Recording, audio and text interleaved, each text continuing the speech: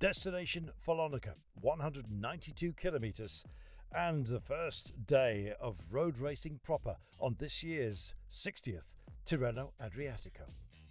Well, a gorgeous starting point, but ultimately destined surely to be one for the sprinters. Time then to gather yourself, and our glorious leader, Pippo Ganna, resplendent in the blue jersey, heading us off and underway for a day that was easy to quantify, surely a breakaway, and then, indeed, dramatic action at the very last. A circuit waiting for us of just over 18 kilometres to find our day's winner. Well, at the official start, you had to be brave to get up the road, and Terozzi did exactly that. VF Group, Bardiani, thinking about life, others just wondering about how the day would pan out. The pace was not at its highest, it's fair to say. A relaxed atmosphere then, washing over the peloton, and Ganna himself shooting the breeze as others just, shot the mechanic, I think you might say. There were some punctures out there was a few loose wheels to be attended to, but one man was absolutely arrow straight and determined to have his fun. Intermediate sprint came, intermediate sprint went the way of the breaker, but, of course, Milan wanted those points. Making a point as well, and determined to eat into the gap that was posted up front, Polti Visit Malta got up there, and then we had our King of the Mountains. Poor old Terozzi, he'd done so much work, but in the end, Bais it was that was to be our King of the Mountain. And then the incidents started to happen.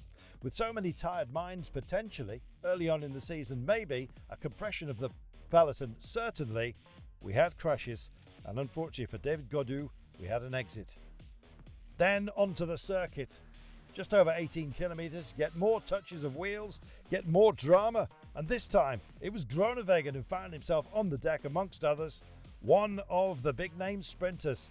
Surely taken out of contention, he battled his way back in, creditable to him, but by the time we hit the Flamme Rouge, it looked to be about Lidl Trek. The race, of course, was to get onto the focus corner with just 300 metres to go, and Milan was lit up like a firework. A beautiful display, made the day his own. Sensational. Lots of big-name sprinters caught out of position. Zylard runner-up ahead of Paul Penaway. Milan owning the day. And indeed also owning the Ciclamino jersey. Ganna staying in blue. Milan moving up to 19 seconds, courtesy of the bonus overall. Ganna in charge of blue. Milan in the Ciclamino, and also owning the Young Riders jersey. Milan with a handsome lead in the points classification, and indeed making a big point today. He can take on time trials, he can take on just about everybody. Bais is our King of the Mountains man after clever riding today by he and his teammate. And Jonathan Milan leads the overall Young Riders classification by a margin of 3 seconds from Ayuso, courtesy of his win on this day. Brilliant day of racing.